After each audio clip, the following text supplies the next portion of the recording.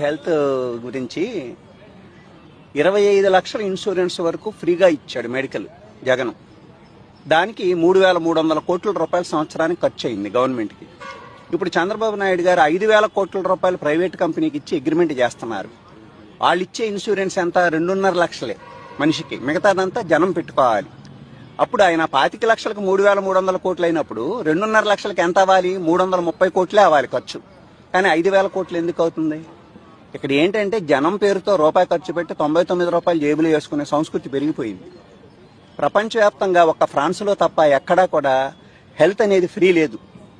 నేను ఇప్పుడు నా ఏజ్కి 62, నా ఏజ్ 47,000 కడుతున్నాను నేను స్టార్ హెల్త్కి.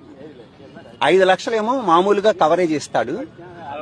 టాప్అప్ అని చెప్పి ఇంకొక 15 లక్షలు, 20 లక్షల కోసం నేను 47,000 కడుతున్నా. మరి జగన్ నలుగురికి 4,25 కోట్ల దాకా ఫ్రీ ఇన్సూరెన్స్ ఇచ్చాడు.